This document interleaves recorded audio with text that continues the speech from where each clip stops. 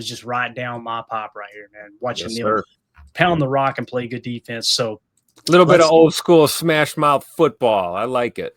Absolutely. So let's get into it, man. Let's jump right into the tape. Just some key statistics here. Like I said, I think we've got 16 plays for you guys and gals. This is the matchup against Minnesota at Lambeau Field for Week 12. The Packers come out victorious 23-6. Key statistics: middle 8, they were tied 3-3. And turnover differential, Green Bay ran away with the turnover differential 3-0. Turnover margin differential, whatever you want to call it. So anytime you win the turnover battle 3-0, you're going to win that freaking game. And the Packers definitely did that. So let's jump into the first play here, Tim. First quarter, 10:05 left. Minnesota's up 3-0. Okay, so we didn't include anything from that first drive. They went right down the field, kicked the field goal, right? So Minnesota up 3-0. This is a 2nd and 6 play. Love to Wicks for 18 yards. And Wicks, man, I'm telling you, he looks stronger this year. His hands look better as well. But let's just talk about the play here. The play call is 11 gun dubs right. It's all smash T swing. Okay, and the swing is actually going to go across swing, so it's going to go across the formation. Let's talk about what all smash is. Well, let's talk dub nasty real quick in case somebody is here. And I actually did not mention dub nasty, but these guys here, obviously a nasty split on the left. It's kind of a semi-stack look where they're real close together, and a twins left look. Twins left, but it's really dubs. We call it dubs because it's 2 by 2, right? Your tight ends on the right side. So when we say dub right, 2 by 2, right is the strong side of the formation. We're going all smash. It's basically, some people would call it smash mirror or smash X. When you say smash X, it means smash times 2, okay, is what they essentially mean. So with the smash concept, the 1 runs a curl, the 2 a corner. All right, same over here, corner out of the 2, and then you've got a curl, and it's going to be a cross swing right here, okay? So again, the call, 11 gun, dubs right, all smash T swing, that swing going to the right. What he's going to do is he's going to fire this ball to Dontavion Wicks in the curl. I would rather him have gone to Christian, although, because you kind of had a hat count, or you could have swung, you could have threw it to the swing and Christian could have helped block. You'll see that here in a second. But watch Dontavion Wicks on this play, guys. This is a man bear at wide receiver. Watch him run through right here. So you see this linebacker sinks now, right? He's starting to fade back. Jordan sees it, fire that thing in there as quick as possible. Bang, give you guys a chance, some room. Now look at this. He catches the ball at the 15-yard line. Look at all the defenders. 1, 2, 3, 4 defenders, right? Watch Tay. Going to get hit at about the 6-yard line and drive them all the way down to the freaking 1 yard. He almost got in, man. I mean, that's just all want to right there. And if we go back pre-snap to show you what I was talking about, notice up on the right side. Now, maybe the defense did fade over to the left when Jordan looked when he looked left. But look at Scoot right here and look at the swing. You see the hat count you got? Oh, yeah. So you got a 2-1 advantage over there. You fire it out here, and then Scoot turns and seals. There's a good chance that Brooks gets in the end zone. However, you could have also, now you see this guy sinking, so you don't want to try the corner out here, right? You want to stay away from that. So I love that Jordan was decisive. Yeah, I would rather him have thrown to the swing, but Tim, getting the ball out that quick gives Tay a chance to get into the potentially in the end zone, break some tackles, and get down there at least to the 1 and set yourself up to score. Yeah, absolutely. And great job by Tay Wicks, right? Like you said, 4 defenders. That's an FBI field vision type of play, right? You make the catch, you turn up field, use your momentum, hit the right spot, and he damn near scored himself. So we'll take it all day. Most guys will run right out of bounds there. They're not looking, like you said, it's an all effort type of play by Tay Wicks here after the catch. It really is, man. Yeah. And again, that's what he does. Good. His rookie year, I think when he say he led all receivers on the team in Yak, at least Yak over expected. That dude was just, he was breaking arm tackles like crazy. So Tay is looking, to me, he's looking much closer to that flash that we seen his rookie year than that setback we seen last year for sure. So I agree. All right. Next play. You're down in the 1 yard line, right? We're going 12 ace nasty, Y70, tray right, Z shift to wing, 22 dive. So let's kind of talk about what all that means. 12 ace nasty. Obviously, everybody, at least the Z is in the nasty split. It should have been nasty Z, so that's a mistake there. The Y here is actually canard, so we're going with that heavy set. That's what the Y70 means. So 12 ace nasty, Y70, tray right, 1, 2, 3 to the right side, with at least one of which being a tight end. That makes it tray instead of trips. If it was 3 receivers, it'd be trips. We're going Z shift. That's the Z. It's the Z. Christian's the Z because it's on the tight end side off the line of scrimmage. The X is always on the line of scrimmage opposite the tight end side. All right. So that makes him Z. He's going to shift to the wing. They love doing this with Christian, right? So he's going to set up right here. And then we're going 22 dive, which you guys know, right to the right or even number. So that's going to be A gap right. It kind of looks like it could have been B gap. I'm going to say dive, 22 dive. So it's A gap right. And just watch our boy Emmanuel Wilson in the hole. I mean, just stealing that cat's soul. That's a linebacker, I'm pretty sure. I'm pretty sure that was a linebacker he hit. But nonetheless, just runs right through his face. You'll see it even better on this next clip here, man. Yeah, 51. Keep an eye on 51 here because he should have blown this play up. You talk about all effort play. Look at Emmanuel Wilson, man. I love it. Absolutely love it. Dude, it hurts the soles of my feet, right? Seeing that hit. Because you could just tell how stunned 51 was. Just damn, what was that? Right? And watch Scoot on this play. Let's see if Scoot does anything here. He's definitely going to draw him a little bit in. Look at him sealing it off right there. Sealing the edge. Yep. Right. How about Scoot? Just again, not anything too flashy, just a really good effort there by Emmanuel Wilson. And I feel like Emmanuel Wilson doesn't give you more power than Josh Jacobs, right? Right. I was just thinking that, like, Josh gets in there too. Same look, same play Josh is going into. But you watch plays that Emmanuel Wilson made, Tim, and you don't think there ain't a huge drop-off from the power low, is there? So pretty impressive. All right, so let's move it along now. Again, that was first and goal. Minnesota was up 3-0 with 9:15 left in the first, so we take the lead 7-3 and would never look back. All right, so next play, second quarter, 10:31 left. Green Bay is up 7-3. This is a 4th-and-1 play at Green Bay's 17-yard line. This is the Kingsley Enagbare run stop on 4th down. And I just called it 4-3 under flat line. They are playing an under front here where basically the nose is the two interior defensive tackles are shaded to the weak side. That's your strong side of the formation. So anytime they're shaded to the weak side, we will call it an under. Now, some people would say, no, you've got 5 people on the line of scrimmage, at least 5 on the line of scrimmage, and he's actually playing a 0 to shade. We would call that a jam front. I've been more acclimated to jams being included with 34 fronts as opposed to a 4-3 front, which here I would call 4-3 under. So they're playing under, shaded under the strong side of the formation is what that means, okay? If they were shaded over here, the big boys, and you had this backer up immediately, it'd be an over front, right? So, and we'll get into some of the numerical stuff here in a minute on another play because we've seen a lot of 4-3, which we expected leading up to this game. We expected them to be in 12 and 21 quite a bit. So this is the Enagbare run stop, obviously. And you'll notice Enagbare, I'm pretty sure, is right here, I believe, if I remember correctly. We'll find out in just a second. So watch him work underneath. Low, look at that. Oh, look at the swim. Look at 75.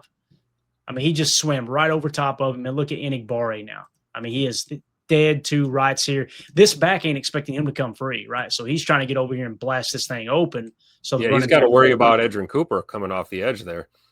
If we roll it back, the reason 75 misses, watch his swim move. See the swim come over? Oh, my goodness. Beautiful. Gorgeous. And then shoots his shot. 75 tries to grab him. That's a hold. They didn't call it. That's okay. And Enagbare just snatches his ass up. And great job by Edrin Cooper there, kind of sealing the edge too so he can't bounce it out. You'll see Coop creep up. There's the underfront. Watch Enagbare. Look at that swim. Lord have mercy. Now watch Coop going to take on the fullback. Bang. Yep. Beautiful play. Gorgeous play. And this was after that 3rd down stop, right? We had a run stop on 3rd down. They're going to go for it, obviously, red zone. And great execution, man. Enagbare with the technique, man. That was something we saw during camp, See all those videos of guys hitting pads and tackling dummies, and you think it's nothing. And then you see it translate to the field like this. It's incredible. Yeah. And Enagbare has taken a big step this year. I feel really comfortable saying it. And what's crazy about it is you've seen him better in the run game. I wouldn't say he's been better in the pass rush. It's always been kind of his strength is his pass rush, but he's been better in the run game, and they've been dropping him into coverage, which we'll show you later. His 55 drop out of a really, really unique look actually causes J.J. McCarthy to hesitate and break off a choice route where the receiver can't sit down because he knows 55's there, and it leads to the Warren Brinson sack. So Enagbare, the year he came out in the draft was the first year I was actually a part of PackerNet and started doing this podcast. And me and Ryan did a live draft show, and you can go back and watch that live draft show during the draft. for two, it might have even been 3 rounds, Enigbari was my best player on the board. And I'm like, he's still there. And I caught it for the laps. I remember saying it one more time, like, man, I hope they take Enigbari here. And they did. And again, first few years, I didn't see it quite as much. You've seen flashes. This year, he's putting it together. Sucks that it's a free agent year for us, right? Because he's going to go out there and get paid somewhere probably. Right. He's put enough on tape to definitely. Another young player that fought through injury as well, right? He had the knee issues and a couple other issues and continues to thrive. I love to see it. Yeah, absolutely, man. All right, next play. We're going second quarter, 10:26 left. We're up 7-3, 1st and 10 from our own 18-yard line. This is Emmanuel Wilson with an explosive 11-yard run. And this is just really straightforward. This is what Matt LaFleur did all day long. 12 ace nasty, Trey left, 21 zone. And again, I always include the numerical because I want you guys to get an idea of where the target, his aiming point is, the running back's aiming point, even though I do think it's an inside zone or a mid-zone run is what they call it here. So you'll notice that you've got the Trey left look here, right? So here, again, you're going to see the 2 tight ends, right? And I noticed, too, that the number 2 tight end, they've been playing off and the number 1 on. It's kind of interesting there, right? But you're in a nasty split. Let's roll the tape. So we're going to hand it off. It's just going to be straightforward, right? Now look at it. Some would say it might be duo. There is 1 double team. I don't see vertical displacement, and I didn't see 2 double teams, so I would just call it inside zone. But watch our boy here. Not much going on there. Let's just spin off that a little bit, bounce off. Bang, bang, just a damn bowling ball. That's all Emmanuel Wilson. I love how he gets little after that initial contact, right? Yeah. He just bang, and then he kind of gets little right here. Excuse me. Yep. I need to pick up 8 more yards. Thank you very much. And go back pre-snap, like right here. Freeze it pre-snap. Like how do you complain about Matt LaFleur as a play caller? I don't understand this. Yeah. You talk about the hat count. Look at pre-snap. Look at this. Like, what is a better play call right now in this situation? Yeah. Doug in the chat said Emmanuel Wilson's like a fire hydrant on a scooter. That's hilarious, dude. That is such a good description of him. And I want you to key in on Fitzpatrick, too. I've seen him flash at the end of this play. Let's watch number 86 come across. I kind of feel like he might be the reason that Emmanuel's – look at him finish. Watch, he's going to keep driving. That's what got him those extra 3 or 4 yards, right? Took 44 right out of the play. Yeah, definitely. So, again, nothing flashy, just straightforward. Nice little A-gap run, little 21 zone. Picks you up 10 yards because Emmanuel Wilson, no wasted motion. Just stick to the assignment, keep your feet moving, bounce off the tackles, and let your tight end finish. So that would lead to a Green Bay field goal. So now they're up 10-3. Okay, so Green Bay now leads 10-3. Let's fast forward second quarter, 29 seconds left, okay? And we are off track. I was afraid it was going to happen. I've got a new system here, Tim.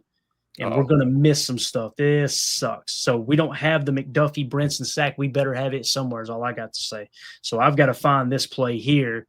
And this is probably going to be another explosive. So I've got a new system I'm trying, and it's throwing everything out of whack. Let's just go with the play that's on here, and we'll see if we can identify it here in a minute because we're already, like I said. No, actually, this is it. Yeah, 10-yard run. That was an 11-yard run. The reason it looked weird, Tim, it's the same drive and we get a 10-yard run. So yeah. There we go. So second quarter, 5:54 left. The Green Bay is not up 10-3. It's after this play they kick the field goal and go up 10-3. I apologize. 5:54 left. Green Bay up 7-3. Another 1st and 10 run. Minnesota's 47-yard line. This is Emmanuel Wilson for 10 more yards. Okay. And here's what we're going to play. Here's the play call. We're going 12 pistol nasty. Trey left. You flex 1 shift to wing lead. 22 misdirection. All right. So let's start off with the pistol. Again, the pistol, shotgun, running back directly behind the quarterback. That's what you call a pistol set. We're going Trey left over here. All right. Now we're going to go U. Who's the U? The Y is typically on the line of scrimmage. The U is flexed out. He's kind of that utility guy. He's in the 1. When you say U flex 1, he is the first receiver counting outside in. Okay. That's what that means. So U flex 1 is going to shift to the wing. You could call this a little zipper action if you wanted. Actually, no, you wouldn't. This is just going to be a straight lead. There's a zipper later. So he's going to shift to the wing lead, and he's going to lead left, all right? It's going to be 22 misdirection. So, again, 22 is going to be this gap, right? A gap right, even to the right, odd to the left. But with a misdirection, what's going to happen is Emmanuel Wilson's here, take the handoff, and then cut back, right? And then the wing lead left, you'll see him you'll see the U lead on the run block. Let's watch it. Watch him come across. Bang. All right, so now you see the misdirection. See how it almost looked like it's set up here. Now he's going to take the handoff and come back. And then you see the lead blocker here out of the U looking to come up in here and seal. So, again, that's a misdirection run. Bang. Set it up perfect. And then look at Emmanuel Wilson bouncing off another freaking tackle. Not a whole lot of daylight. And finishing the play strong. I love it. Wiley doing enough on that one, too. Watch 81 here. Mm-hmm. Yeah, gets a little low chip, doesn't he? Just enough, right? Just enough, because you can't let that guy stay on his feet. You got a problem there for Wilson, and he's able to bounce it out. And you do have a little duo action. You get a little double, and watch Wiley, bang, just take him out just enough. Now Emmanuel Wilson gonna run into his own guy. That's okay. Zach Tom just spun him around. Great play. Another 10 yards, man.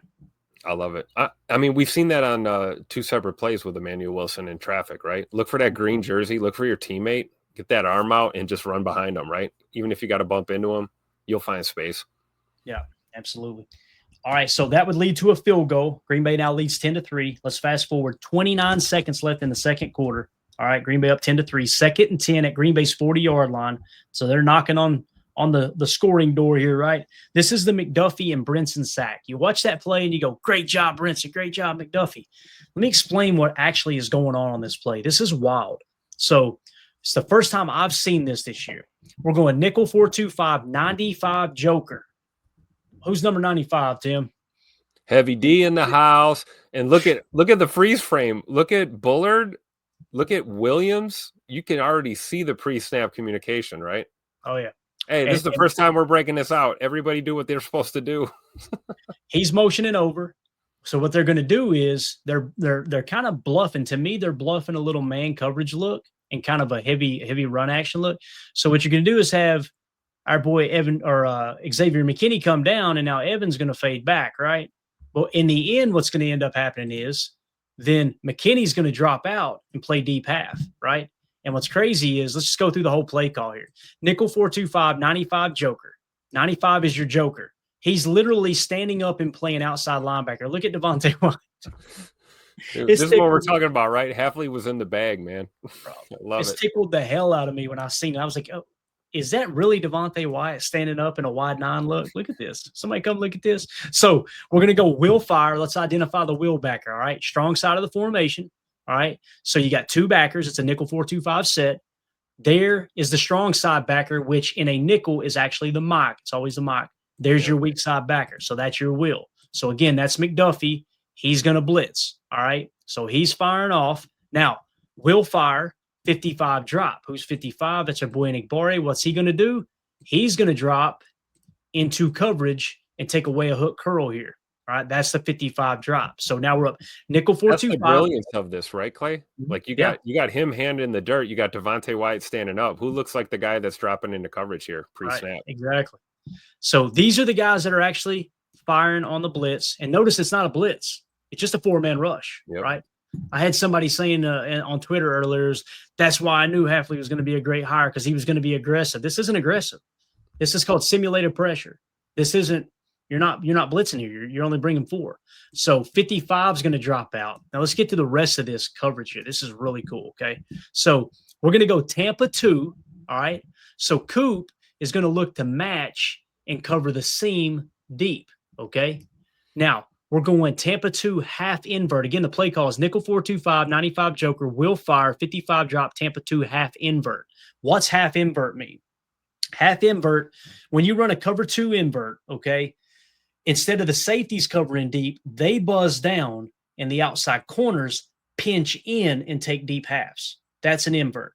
So we're going half invert here, Tim, which means, let's clear it off, McKinney is actually, even though he came up and bluffed, he's covering deep half. And then the corner on this side, Kamal Haddon, is covering deep half, which means your boy Evan Williams is going here, and you're going to have a little Tampa 2 action from one of these backers working the seam. Is that Javon Bullard playing a little linebacker right there? Is that who I see right there? He's your slot defender, right? You're in nickel 4-2-5, but he did not follow the slot receiver. Right. That should tell a quarterback who's got 2 brain cells to rub together, they're not actually in man coverage. Or this guy, it either means one of 2 things. Either they're not in man coverage or this guy's blitzing. neither of which are true. So you should lean on this is probably zone.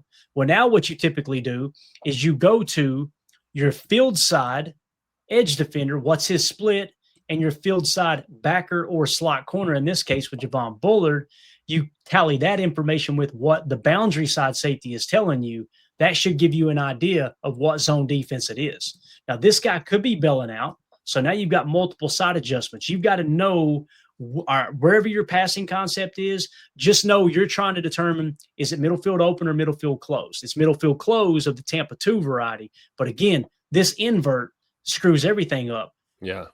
We're giving McCarthy too much credit by even mentioning all this. I'm going to explain why. He doesn't get beyond this, Tim. This is what he does. He sees one safety back there deep. That's all he sees. He drops back to pass, and he sees 55 drop. And now he knows I don't have my choice because I think one of these receivers was supposed to break it off. It's a choice route. Well, he knows 55 drop, so he's got to continue and run right into the teeth of the coverage. You'll notice that the Tampa cover will actually come back here and sit down on that dig. So you'll notice McCarthy doesn't really get off of that. And next thing you know, he's got two guys smacking him in the mouth. So let's roll the tape here again. There's Wyatt. Watch our boy Enigbare. We talked about it last week. Everybody. There was a handful of people that want to stir up drama and try to say that Enigbare was stealing snaps from Rashawn Gary because Rashawn Gary's garbage. Not the case at all. They have 55 dropping into coverage, and they're continuing to do it. But let's watch him drop here. Watch McCarthy, guys. There's a Will Fire, 55 drop. Look at 55. Look for his work. He knows I'm taking the first person that's going to be looking to break off right here. So he gets depth. Look at McCarthy's helmet. Left, shoot. Yeah. He never comes back to the right. Let's roll it back one more time. He had a completion to Hawkinson. Did he? Easy money. So let's see. He's got a leak right there. Get rid of that ball right now, right? Yeah, look at 87 right here. Yeah. That's the completion. Yeah. So instead, he's still staring down his boy, Justin Jefferson, right? Probably pissed off. He's going to get upset if you don't throw him the ball. Well, they wasn't expecting Cooper to play a little Tampa drop there. So he's covering the seam. Right now, if we roll it back, it almost works like a cover 6 because Bull is playing a little bit of match over here too. Yeah, Bull is going to match up on this guy and fade a little deeper. Haddon is pinching the 2. You got Evan Williams buzzing down.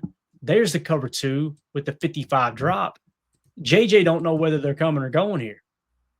To look at McKinney though, his ability to bite down like that pre-snap, and look where he is. I mean, McCarthy's 3 steps into his drop, and look where 2-9 is on the field. And roll it all the way back pre-snap again. He's showing single high post safety, and they were always in an invert too, right? Well, they motion over, so now it switches. Now he's going to show that he's in, and now Evan's playing post safety. And the reality is neither of them are playing post safety. It's invert too.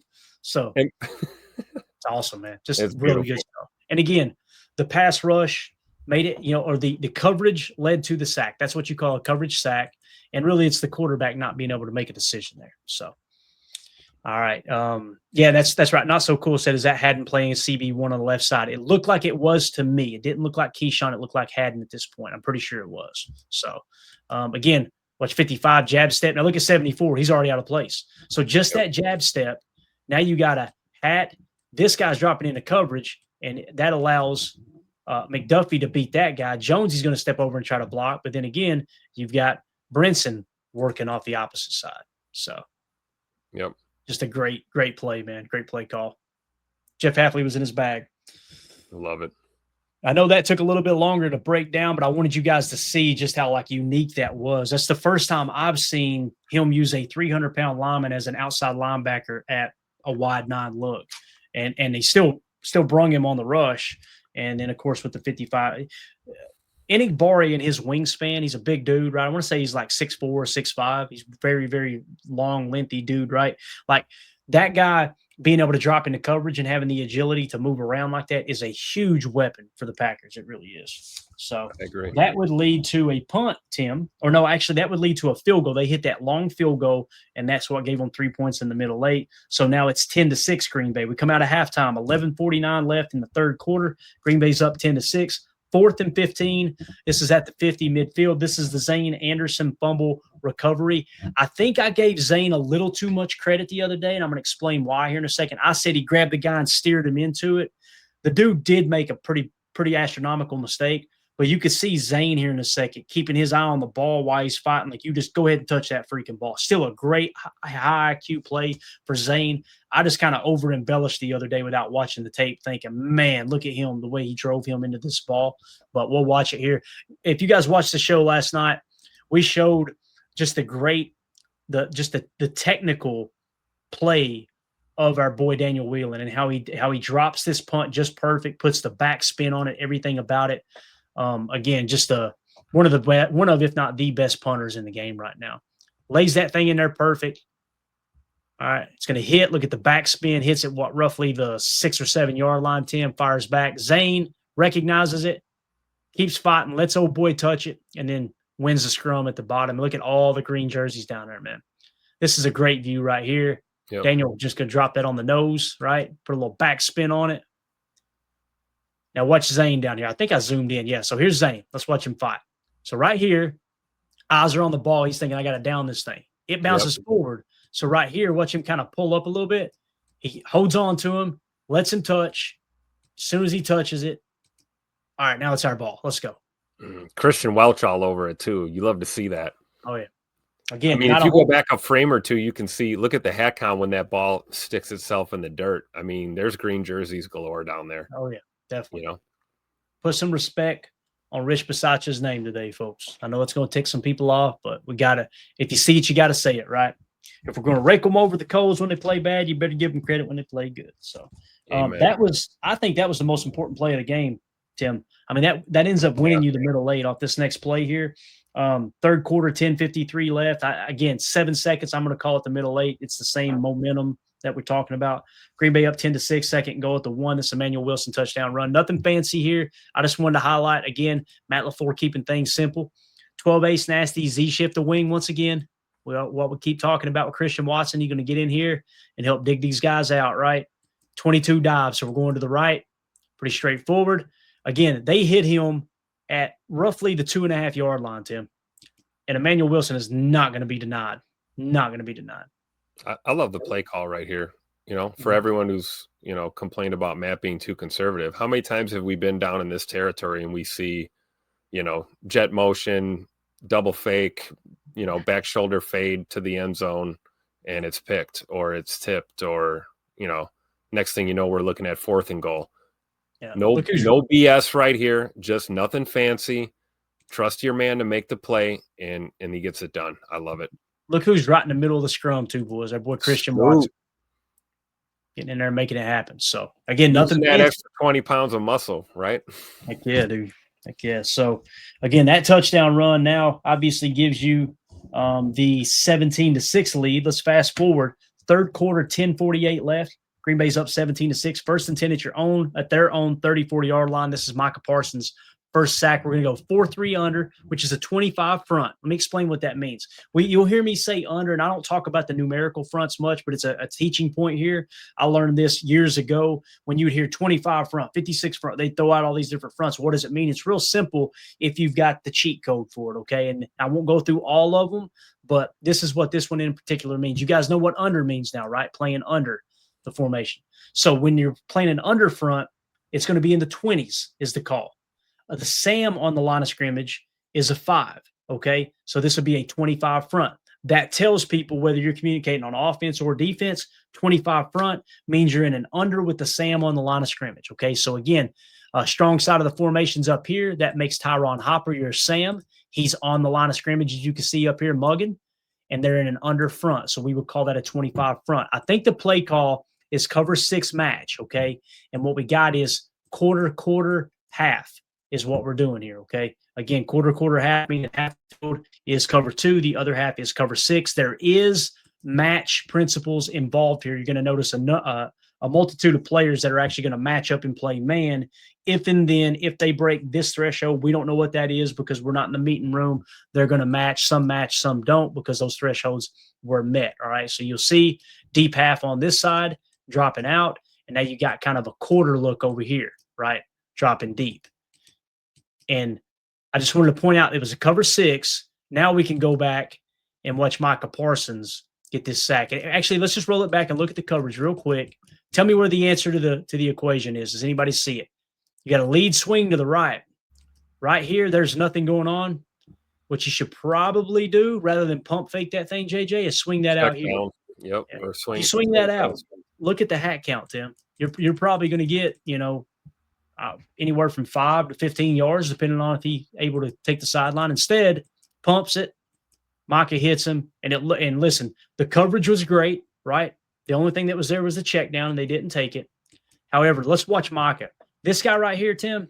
Yeah, nothing like beating $250,000 worth of left tackle into oblivion. This dude, he just got $104 million contract, right? And a lot of guaranteed money too. So let's watch Micah Parsons just beat him like a damn drum. This play inside the rip, right here, JJ. I don't know what you're doing, bud. It's like one thing I'll say about JJ McCarthy, he does not see the rush. Some quarterbacks get skittish. He just doesn't see it. He got smacked in the mouth all day, and he didn't even expect it. Yeah. So again, just a great eyes downfield all the time, almost to a fault. Yeah, definitely. Just that's Micah Parsons being Micah Parsons. That's Jeff Hafley dialing up the perfect cover 6 at the right time. If he takes that check down there, Tim, that's a whole different ball game, right? Because again, that play specifically was a 1st and 10 play. Now you're behind schedule.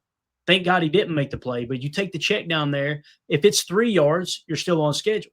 If it's 15 yards, all right, you've already got your explosive. Now you tripled your chances of scoring on that drive. So let's fast forward now. 3rd quarter, 3:41 left. Green Bay up 17-6. 2nd and 11 from their own 12-yard line. It's another Micah Parsons sack. And guess who it's against, Tim? That wealthy bastard right there. Right? So here we go. 4-3 over this time. So now strong side of the formation. Notice the defensive tackles are shaded to the strong side.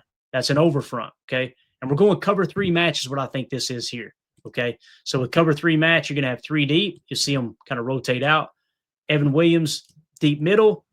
Carrington here. And I'm pretty sure that our boy McKinney is covering deep third there, although there are match principles. You'll notice guys match up here. Like, for instance, this guy just lets his guy go, right? However, you see McDuffie looks like he's looking to match. Also, Carrington's looking to match. This guy's kind of matching. It almost turns into a little cover 6. So McKinney's starting to get some depth in case this guy goes vertical here, right? We'll come back and watch Micah in a minute. I just want to show the coverage. Where's the answer, guys? You got to – this is a 2nd and 11 play. You're already behind schedule. Might want to dump it here is the only thing I could think, So – But you would have had to have seen that right away and got rid of the football. Yeah, absolutely. Jen Wright in the chat, Darasol was in hell all day long. Watch Micah, guys. Look at Micah off the edge here. Remember what we showed you a while ago? A little jab, dip, and rip inside. Now watch what he does. He's just going to kind of chop, work around the outside, and beat him out now. So he set this up with the previous sack. Right? A little chop, swim, great sack. Dude, look who was right there with him. He's like a wide out off the snap, man. The way he gets off the snap, it's crazy. Yeah. And if you notice the play here, they're faking a toss. Watch Gary right here. He's got to set the edge, right? So they're going to fake a toss to our boy Aaron Jones. They're going to fake the toss and pull it back down and look to pass, right? Watch Gary. Watch Gary right here when they fake the toss. Oh, I got you. Nope. All right. Now he still drives the right tackle back in his lap.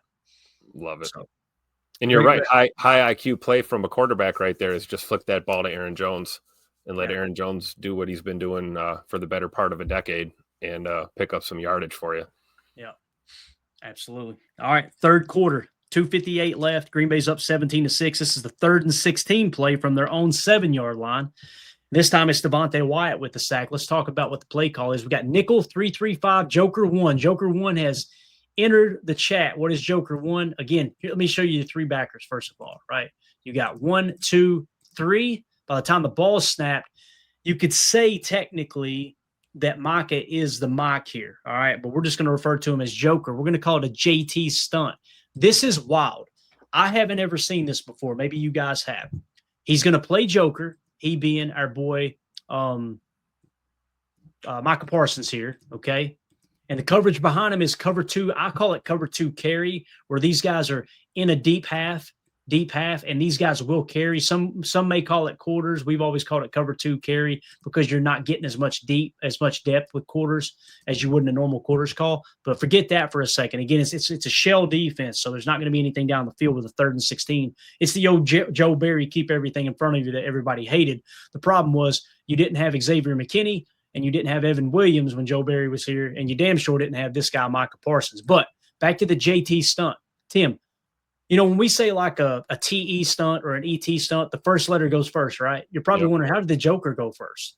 They snap the ball. Micah is going to slip in here and go first and drive this thing back. And then Wyatt is basically going to do almost like a tush push and just drive him back with it and just push the whole pile. They're just collapsing the pocket here on J.J. McCarthy. So watch Micah here. Watch him get in here first. Look at that. That is crazy. And again, puts the center on his ass. That's Kelly, one of the better centers in the game. He's going to ragdoll the right guard right there, sling him on the ground. Wyatt recognizes it, does a great job strafing off of that and making the sack. This is just McCarthy is lucky he tiptoed out of that end zone. That was almost a safety. Again, watch how quick he gets under Wyatt. I've never seen that. That's crazy, right? So the Joker goes first, poor Kelly. And now look at Wyatt. Watch Wyatt's aware. I love how Wyatt disappears for a second because he's just, right here, he's just driving. He's pushing Micah. He's pushing the guard, right? Now watch him pop right here. He's down. And McCarthy's probably thinking, okay, I can scramble here, right? They're double teaming Rashawn Gary over there with the chip. Look at his head pop up. Watch Wyatt's head pop up. This is the funniest thing to me. I'm going to go slow motion, guys. Watch Devontae Wyatt's head pop up right here. He's driving. Watch. Boop. Hello. Where's he at?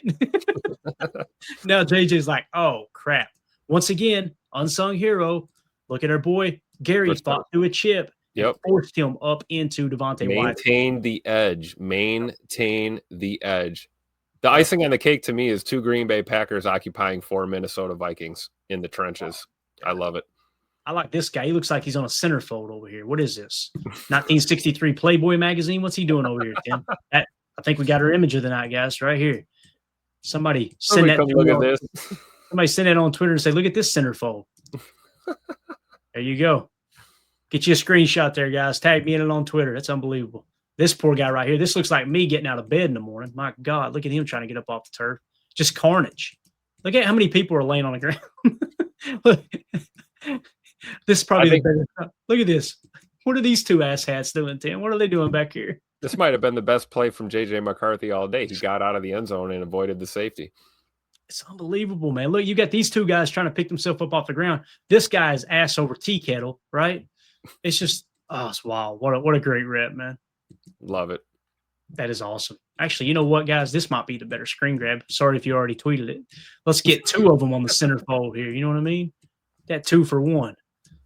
Let's get it in here, right here, just like this. What are these guys doing? I love it, man. Yeah. Shout out Devontae Wyatt, man. Playing through some injuries of his own, making plays for us. Definitely. Just a great job, man. Great play call, great execution. We were the much, much, much better team. There's no doubt. Look at McCarthy right here. He's just like, damn, I should have went to law school. It's plays like this that explains perfectly why KOC did not burn any timeouts after the 2-minute warning and just said, "The hell with this. I am not putting these boys out there again." Yeah. Mike Tyson has won 8 of the rounds. We're just going to throw the towel in there. Yep, we're done. Yeah, I think we're done here.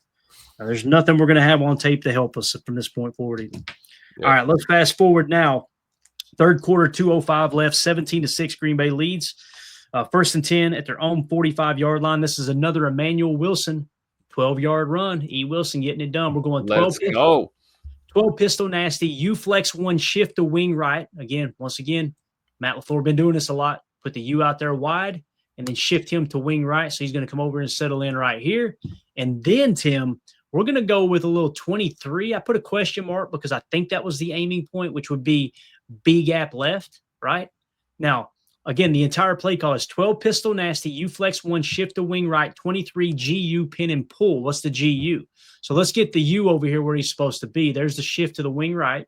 And it's almost like a zipper action. He's going to come right back immediately, okay? So he's going to pull. The G, the guard, is going to lead. So you got a guard leading, and then the U is going to come over and block 2. So I think it was designed B gap, but it kind of gets blown up. you'll notice these guys are all pinning. Everybody's going to be blocking right, other than that guard, of course. X that out. The guard's going to pull left. So, again, it's pin and pull, 23, and you're going to lead with the U.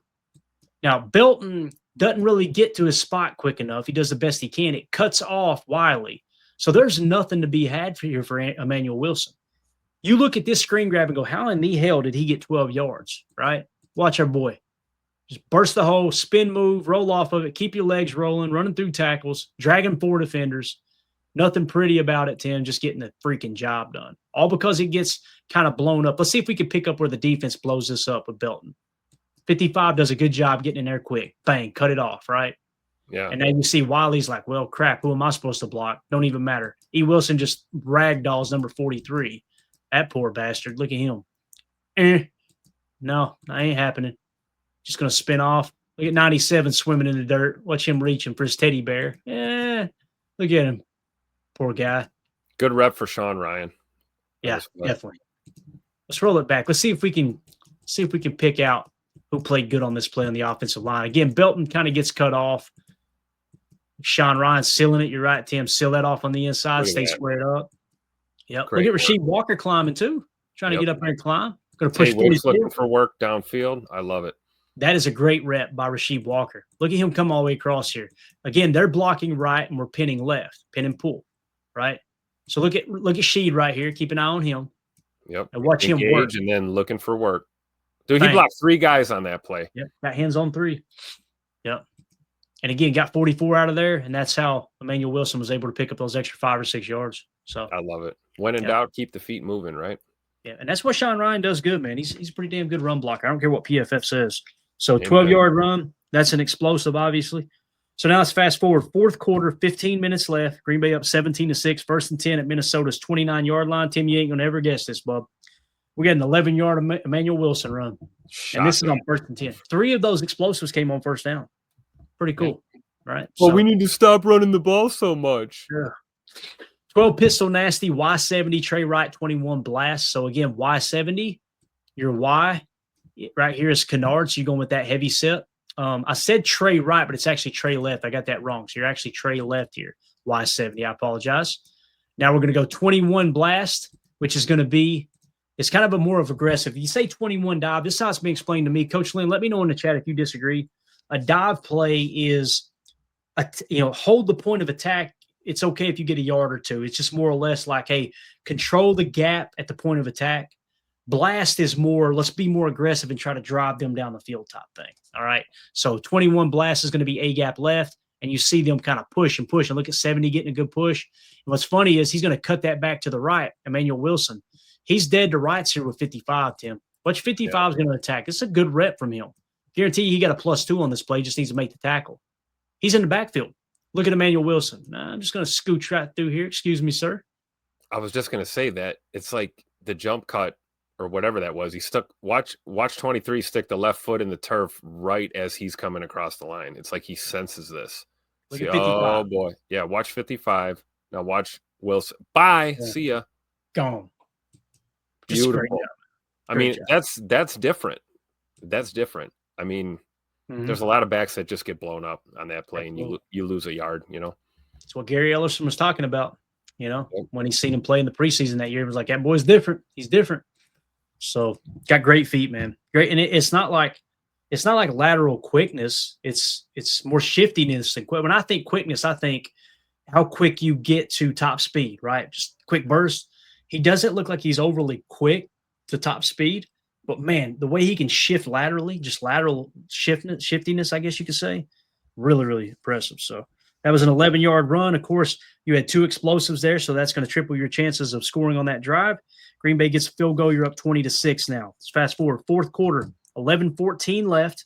Green Bay up 20-6, 3rd and 17 at their own 12-yard line. This is Devontae Wyatt's 2nd sack.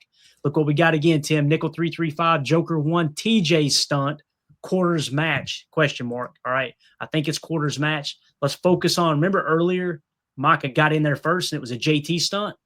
Yep. This time, the tackle's going first and Micah's working off of him. Let's watch it. See the tackle go first. Now Micah's going off his hip and going to continue to work around. But Devontae Wyatt just I mean, Blowing it up. manhandles everybody here. And by the way, watch Rashawn Gary on this rep too. Good coverage, don't get me wrong, but the pass rush was just freaking relentless. Watch Gary off the snap, guys. Gary, wide 9 here, right? Going to work off, and he's literally going to miss JJ by going over his head. It should have been a sack for Gary, but again, watch Devontae Wyatt finish this play and get lateral.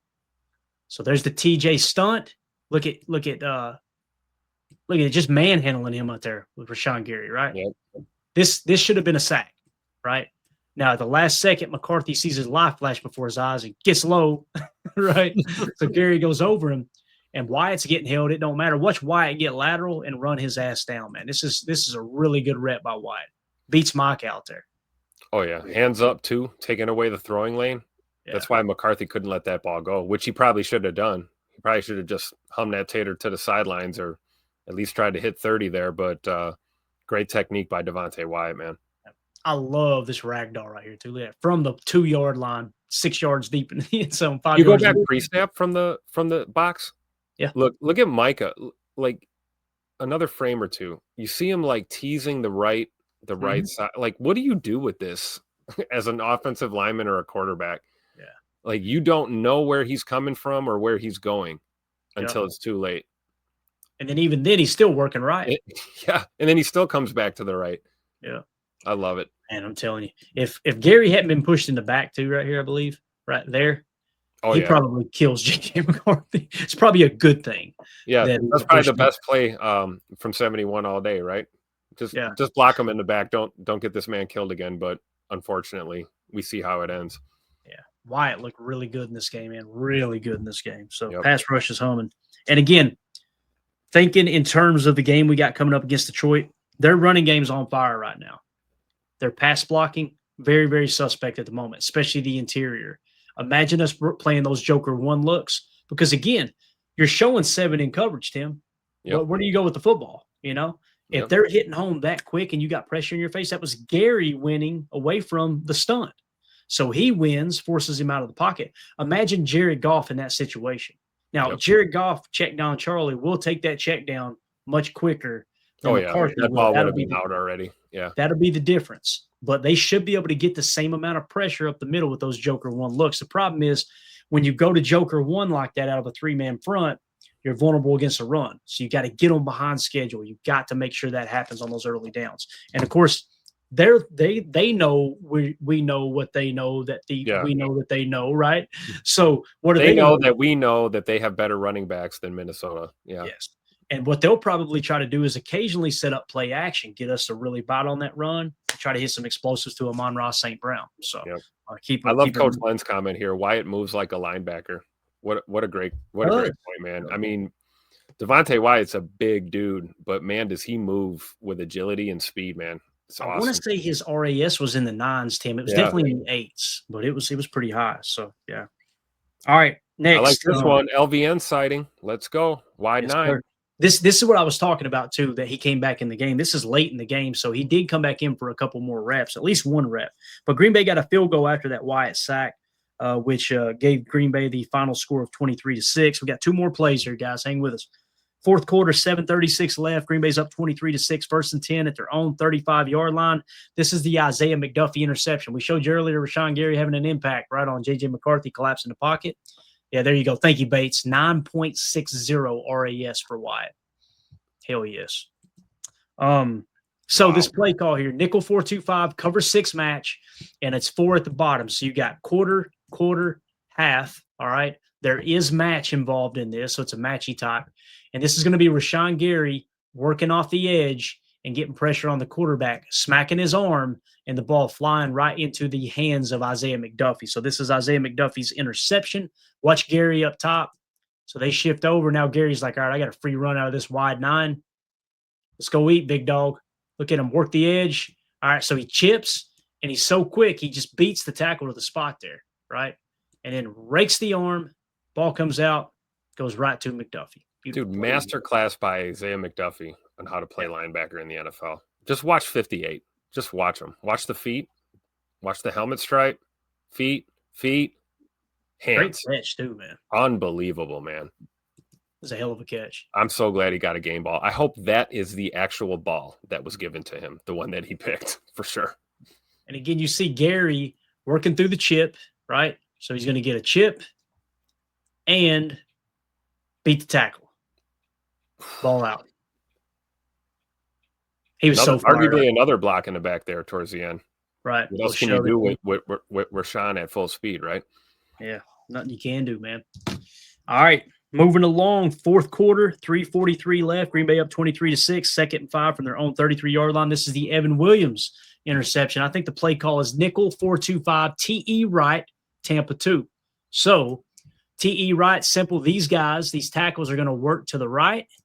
The first letter goes first, right? T-E. So he's going to work off the edge here, or loop around, I should say. Then you got Micah, I believe, out here just working in isolation off the left. So that's the TE right.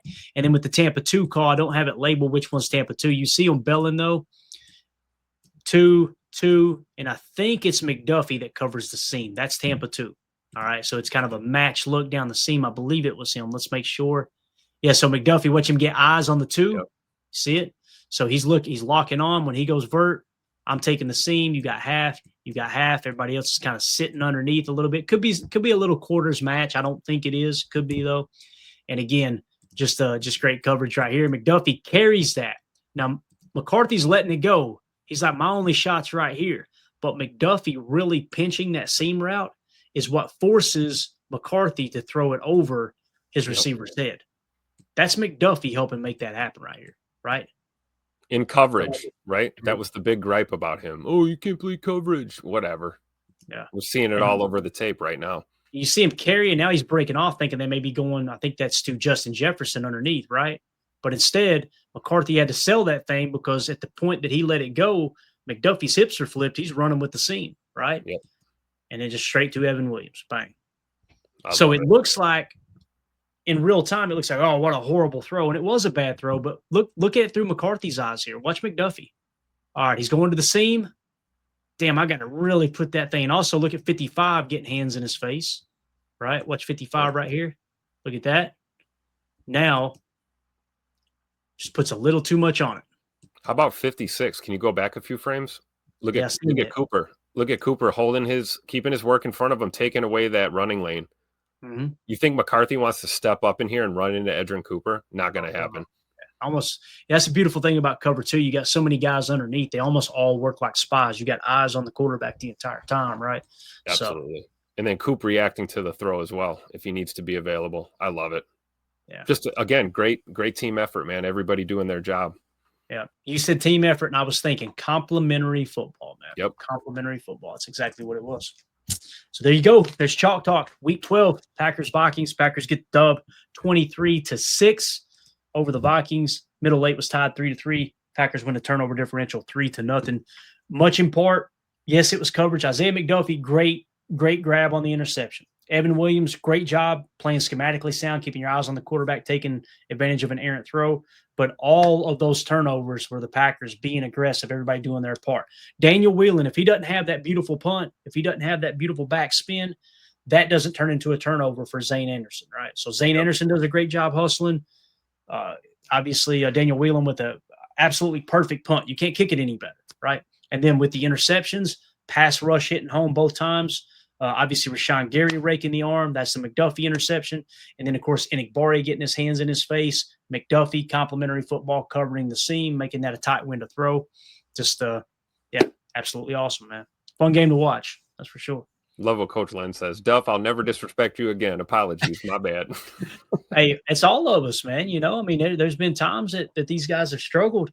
And then you go out and play like that. I mean, I think he's earned himself more reps. And it seemed like the YouTube comments earlier disagreed with me when I was like, I want to see McDuffie a little bit more. I think everybody's still knowing when Quay's healthy, I want him taking all those snaps. And he's a physical freak. I can understand that. But it's just, once again, man, it's just like Emmanuel Wilson. It's nice to know, Tim, you got that guy waiting in the wings. If something goes wrong, somebody gets banged up. So it's true. It's like Jerry was saying the other night, right? We got depth. We got depth on this team. Might as well use it. Absolutely, man. Doug says, bonus coverage request. Let's break down the mocked up coverage of the celebration after Williams' interception. I wish we could, Doug. Get hit with a copyright, we ain't careful, man. You got to be careful on that. That skull chant though is just ultimate troll job. Oh, shout out Javon Bullard for planting the seed early in the week. I love it. Yeah. Chase Green in the chat says McDuffie is a crazy guy with a beard who can tackle good. He should be playing for sure. Absolutely. Listen, I'm gonna just say it. McDuffie's not the most he's not the most handsome fella on the face of the earth. Okay. And my dad always taught me never pick a fight with somebody who's ugly, because they got nothing to lose. All right. They will fight you. I promise. They will. they ain't got to worry about their grill getting messed up either. I say that with all due respect to McDuffie. You look at him, and it's what Chase is saying. He looks like a damn football player. He looks like a guy he's a blue collar linebacker in the NFL, baby. And I love it. Hate to fight that dude. My goodness. Let's see here. See, maybe we'll play a little bit more. I'm just trying to go through the chat here. Let's see what Joe Pack Joe says. Good to see you, buddy. He says Wilson, Bad been doing damn good for the Vikings and going. Did he make a mistake? No, he kept the right one. I think might be the ball. Biz 1987. I want Quay available to only focus on Gibbs if healthy. That's the thing, right, Tim? Quay's very aggressive against the run. It's been McDuffie's strong point too, so you feel good about both of them, right? And I'm sure they've got their fair share of 12 personnel, right? Yep. So yeah, I hope Quay's healthy, because I think you're going to need those extra bodies, because I'm sure McDuffie's a little banged up, man. He played a lot more reps than he's used to playing too, right? I agree. I mean, yeah. I mean, how many snaps did he have? I mean, he was up there in recent memory for him, but I think he's built for it, like we were just talking about, right? You know? Yeah, definitely. Professor Cakes, McDuffie is the foreman of the ditch diggers. Need those guys. Amen to that, man. Amen to that. Everybody. I got a couple starred up there for you too, Clay. Okay, let me hit those real quick. I apologize. Oh, give a shout out to Aaron Rodgers. Our Aaron Rodgers, not the Aaron Rodgers. Been a member for 4 months. Appreciate you, buddy. Evening PTA. Let's get a dub on my birthday. Happy early birthday. Let's like go, that. Man. Happy birthday, man. Birthday. Let's go, dude. That's what I'm talking about. J. Cole. Skip Bayless said the Lions will blow out the Packers. I feel even better about this game. Well, I know this, Jay. Anytime I mention in the titles old Skip Bayless on one of our videos, it gets views through the roof. So I pray to sweet baby Jesus that we get that dub, because if we do, we're going to play his audio from before and collect the receipts and have us a nice little party with that. That's for damn sure. So that will be exciting. Let's see here. Doug in the chat. Clay, I'm jealous of how you can break down tape. I never played and it shows, but I learned from you. Thank you. Hey, thank you for the kind words, Doug. I've been doing it for a long time, man. And again, hopefully you guys know that when we break this down, I try to give that disclaimer every day. Call out the mistakes. I'm going to make mistakes. You've seen I wrote stuff wrong and then realized it while we were live. I watched the tape 5 times now, but I started breaking down the tape back in 2009, 2010-ish. So I don't know, Tim, that's tough math for me. 15 years I've been breaking down tape. I better be good at it. I better know at least something, right? That's a lot of wasted time, which Mandy says it's wasted time anyway. But man, you forgot more about ball than I even know, man. Keep it up. What got me excited about learning it was Pat Kerwin and Tim Ryan on Move the Sticks. I think it was Move the Sticks podcast on Sirius NFL Radio, and that's where I got the term Chalk Talk from. They would have a Chalk Talk Thursday, I think it was, and they'd have people call in and ask football questions, and I would hear them say stuff like the why, and they would say under, and they'd say 11 per. I went, 11? What's 11? Who's 11? Who's number 11? Well, is that a special number that a player wears? I was an idiot, right? And you're like, no, you were asking good questions, right? You want the right answers, ask good questions. Like one running back, one tight end, and I'm going, why does that matter? Well, they're matching personnel. What are you talking about? They're matching personnel. Like I had no clue, right? And then because the game has changed over the years, in the 90s, it was all about down and distance. First down, you're playing your base package. If they go 5 wide receivers, you're still playing your base package, right? Yeah. Say if it was, 2nd and 8 or whatever, you're probably still going your base package. If it was 2nd and 12, then you might go with the nickel. It was down and distance, right? Definitely on 3rd down, then you might bring the nickel. That's why Favre's famous line, when Ty Detmer said, they said it's nickel, and he said he went to Ty and said, Ty, what are they talking about with nickel? He said, you serious? He said, yeah. He said, well, it's nickel. It's 5 DBs. 5 equals a nickel. It means they're taking one linebacker off and putting one corner back in. They're playing the pass. And Brett said, "Who the hell cares?" It's my favorite line ever. Like, he still didn't care. He still didn't get it. Went right over his head. So the 90s. You think God never farted? Exactly. The 90s were much different than they are now. Now, it just so happens that I jumped in to watching the tape around 2010, right? 2009, 2010. And that's when the spread was really starting to take off big time. That was McCarthy. Well, we know all about that in Green Bay, right? Absolutely. What we called the West Coast spread. And that's when teams really started using the nickel packages as the sub packages as their base packages. It wasn't that they were their base packages. It was they started matching personnel. So people would say, the nickel's the new base, the nickel's the new base. And it's like, no, they're matching personnel. That's all they're doing. And then 3 years later, it's like, yeah, teams are matching personnel. Everybody kind of caught on to what they were doing. So, yeah. But anyway, Doug says, Clayton is your, what is that word, man? You guys are way too intelligent for nomenclature. What does that mean, Tim? Nomenclature, your dialect, your vocabulary. My words. All right. Your words. Is your words like Dub Nasty and Take Your Eye Off the Ball or a different book? So nasty splits. It's funny. We were just talking about the evolution of the 90s into the 2000s and the 2010s, right? And then the nasty splits became really popular with Kyle Shanahan. Okay. So Kyle Shanahan and his whole coaching tree, they started going nasty splits. So everybody was playing spread. So guess what GMs did to build out their defensive roster? We got to cover these fast 11 personnel based offenses, right? So we got to get fast linebackers. We got to get versatile. We got to get players that are just elite athletes, right? Then what happens? You got teams that you actually, if you go back and read the original version of Take Your Eye Off the Ball, I don't know if it's in 2.0, but the original one was Pat Kerwin was kind of laughing because people were saying the running play is dying. The heavy packages are dying, right? That the fullback is going to be obsolete, which did come true, but they're going to get away from the running game, right? Well, then LeGarrette Blount came on the scene for the New England Patriots. You guys remember in Oregon, he punched that poor kid out in the post game because the guy was ragging on him. Anyway, I don't know. That's the first thing I think of when I think of Blount all the time.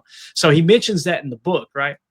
Nasty splits came along because all these defenses were playing fast, undersized players because they got to keep up with these track teams, right? Yep. Well, guess what? Shanahan tree said, you know what? Everybody's built to play fast. Why don't we go with nasty splits, condense everything? Let's run the ball down their damn throat with heavier packages. So they started going to nasty splits. And then off of that, you're showing wide zone looks running outside. Teams would adjust to that and play the wide zone scheme. And now you would boot off of that. So you're working inside out as opposed to with the spread, you're working outside in. Slant. Remember, there's people that ask me all the time in the comments, Tim, what happened to the Green Bay slant? We used to run the slants all the time. Why don't we run slants anymore? Because we're in nasty splits. Well, why are we in nasty splits? Because teams got really, really fast. It'll come back. Eventually, the spread will come back. Everything in the league is cyclical. So we've seen a few of those this year, though. We've seen Matt spread them out on occasion. Yeah. Not very often, but you'll get one of those looks once in a while. Yeah. So again, the nasty split was something that happened here recently with the Shanahan tree blowing up. Obviously, it was Kyle Shanahan who got a shot down there with Kubiak and obviously in Washington. And then he's the OC in Atlanta. Matt Ryan wins the MVP. They're running those nasty splits. Well, he breaks off. He goes to San Francisco. Sean McVay ends up with the LA Rams. All these coaches, if you can go look for a podcast, it's called the Play Callers Podcast. I think is what it's called. Yeah, the Play Caller Podcast.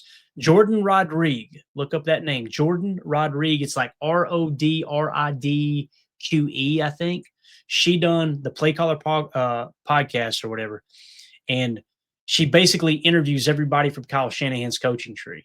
And they line it all up. And the next thing I'm going to put in the studio here, and it won't be anything we can use on the show, but she talked about how he had this glass whiteboard. And, like a whiteboard, I use grease pens. You guys see me with them all the time. I use these grease pens, Expo pens, right? Sponsor the show, Expo. My whole desk here is covered in whiteboard material. So I can write all over my desk, right? I'm just weird like that. The note, put it down over here, right? So anyway, he said he had a glass board. And this is how Kyle Shanahan sees the game.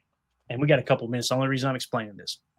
So he would say, okay, what kind of defense does this team run? Well, they run a cover 2 zone. All right. So he would draw out the cover 2 zone on that mirror in blue ink or whatever, blue grease. Okay. So he would do that.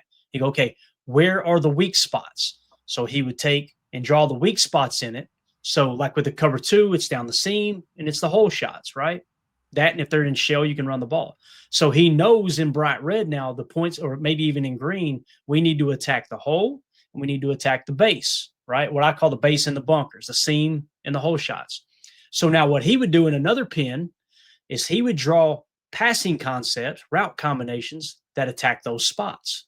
So you've got the answer to the equation before the ball is even snapped. You just got to read what defense are they in, and you should know by process of elimination, they're in cover 2. All right, I'm going to this on this read. So the goal is to draw up the perfect offensive play that attacks a multitude of defenses, and your quarterback's got to be smart enough and married up with the coach to attack that space. Robert Saleh says it on the Play Caller podcast. He says, all football is defending space and attacking space. That's it.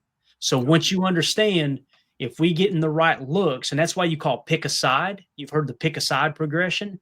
You got true progression, the 1 to the 2 to the 3. You're going through reads, right? That was West Coast spread. Now with the pick a side, it's more of the Shanahan approach, where it's on this side, we've got a cover 2 beater. On this side, we've got a cover 3 beater. Ball snap, pre-snap, try to gather the information. Post-snap, confirm what you've seen, and then go to the side that beats the covers that you think you're in. So they started showing cover 6 looks, quarter, half, right? Well, quarter, half is typically to the strong side of the formation. If you get a 3-by-1 set, your quarter side is going to be on that side. Well, guess what teams started doing, Tim? They invented cover 9, where they show the same look, but they actually play the quarter on the opposite side and the half on the strong side, because teams started attacking the half side with crossers and slot cross concepts, which we still run to this day like crazy. So anyway, I'm getting in over my head here, but it's very, very deep. Full circle evolution of the game, right? The more things change, the more they stay the same, and vice versa, right? Yeah.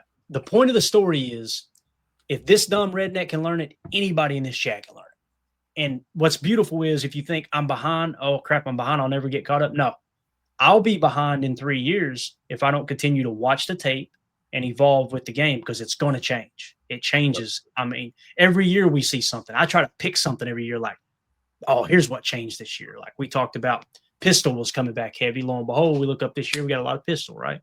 Yep. We remember last year I talked about, and people rolled their eyes at me. I won't mention his name, but there's one in particular that thinks he's God's gift to breaking down the tape. He rolled his eyes saying 3 safeties. I said, there's going to be 3 safety looks coming into the league. And he was like, you're crazy. Look at what Arizona does. 3 safety looks. So again, it's a 3 deep look, and they can still meet their run fits. They can be a little bit more aggressive because they've got each other's back in that 3D. That's a story for different days. So anyway, that's it. We're done. Chalk talk. Green Bay, Minnesota. Beautiful win. We're on to Detroit tomorrow. We'll start breaking it down a little bit deeper, Tim. I've got the PTA power rankings up over at Patreon. You guys go check it out. Patreon.com/Packer Fan Total Access. We got it updated. It's going to be a close game, man. I've actually got Detroit as 2-point favorites. The market has them as 2.5-point favorites. So this is Tim, get your damn popcorn ready, man. Both these teams 27-24 Packers. Let's go. I could see that. We were close last week, man, on the games. Like the Steelers Bears was pretty close. I had the Steelers as 4-point favorites. Obviously, we missed on that. Remember the lines were like, what were they? 12-point favorites, 12.5-point favorites. And I said, I got this closer than that. I got it more of a 10 approach type thing, right? So we were right in regard to that. And then the Packers Vikings, I said the Packers were 6-point favorites. And you seen how that finished, right? What was the score ended up being? 23-6 or whatever. Yep. Yeah. So yeah, really, really it's interesting to kind of see how the lines go and everything. The public last week, Tim, you know how every week too I point out that that worries me when a large majority of the public's on one team. I'll tell you why. Against the spread last week, the public went 2-6-1 against Vegas, when at least 60% of the public were on that spread. Every week, man, Vegas just counting that money, right? So when you see a team, when you see the public heavy on one team in terms of the money line, it's more or less the spread, but the money line can kind of – I use the 60-80 rule. When you break 60% with the spread and 80% with the money line, hold on to your britches, boys. It could be a rocky ride. So All right. It's a good gauge. I mean, Vegas knows what the hell they're doing, right? They do. Yeah. We got everybody firing their picks in here. We'll go see it. Coach Lynn, 32-21 Packers. That'd be a happy Thanksgiving right there. J. Cole, 31-27 Packers. Professor Cakes, 35-24 Pack. I feel good about it. I do. And Chuck Jaggers brings it back center. Thanks, Manny. Yeah, I'm getting out of here. I'm going to get in trouble. Tim, thank you. Tim Wright said real quick, beating the Lions by 10. No score prediction. We're winning by 10. I love it. I would be over the moon with a 10-0. How cool would that be to blow? Oh, yeah. Let's go.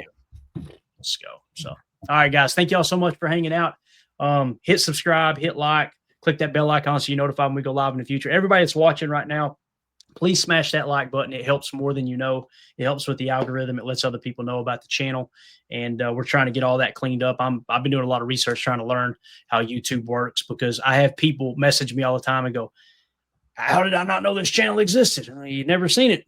We can't get it in the algorithm. So I'm trying to tweak some things and be a little more professional. I apologize if the titles seem a little cheesy from time to time.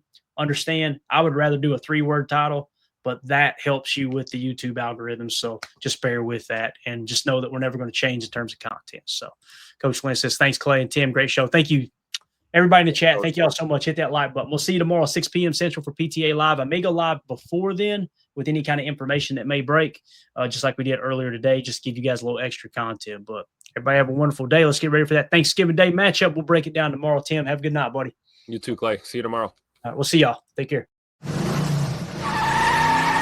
we go. We're out. Bye, guys.